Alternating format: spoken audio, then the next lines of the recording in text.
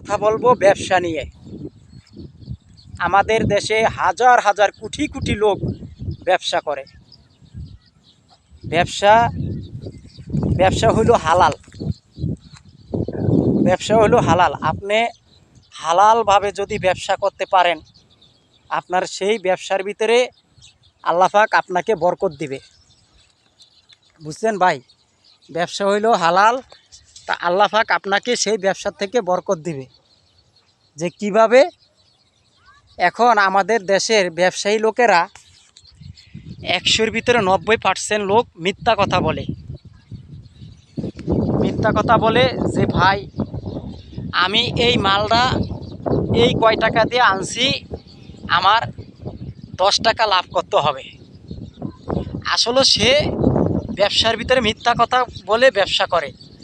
যে ব্যক্তি ব্যবসার ভিতরে মিথ্যা কথা বলে তার ব্যবসা উন্নতি হয় না।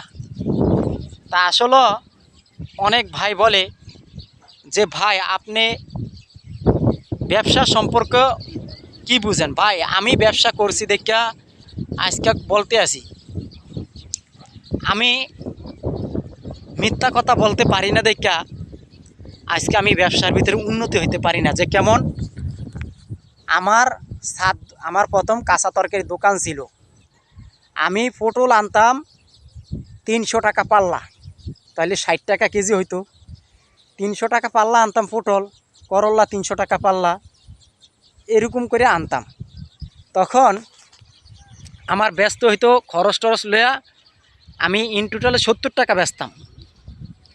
তা আমি মহল্লার ভিতরে দোকানদারি করছি, আমার কিন্তু 70 টাকা দিবে না, ওই 60 টাকা করে। তাহলে আমার কি, আমি যে আনছি তো 60 টাকা করে, কেজিতে আমার 60 টাকাও পড়ছে। এখন আমার 10 টাকা লাভ করতে হবে না? আমি মিথ্যা কথা কইতে পারি না দেখে আমি লাভবান হইতে পারি না। লাস্টে ছাইরা দিলাম, দোকান ছাইরা দিলাম, ব্যবসা অনেক লস খাইছি। তো ভাই বর্তমানে ব্যবসা করতে হলে আপনি সত্য কথা বলতে হবে। ব্যবসা ভিতরে সত্য কথা বলতে পারবেন না, আপনি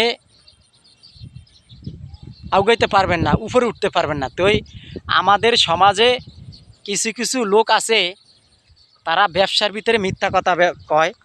কেন জানেন? তাদের ব্যবসার ভিতরে 10 টাকা 20 টাকা লাভ না করতে পারলে তারা লাভবান হবে না। তা আমাদের সমাজে এখন বর্তমানে ব্যবসায়ী লোকেরা ব্যবসার ভিতরে তারা মিথ্যা কথা কয় এবং কসম কাটে। তে ভাই আমি বলতে চাই, আপনারা ব্যবসাকে নিয়ে কসম কাটেন না। ব্যবসা হলো হালাল। ব্যবসা করতে হবেন সঠিক নিয়মে। ভিডিওটা যদি ভালো লাগে একে অপরকে দেখার সুযোগ করে দিবেন। আল্লাহ হাফেজ।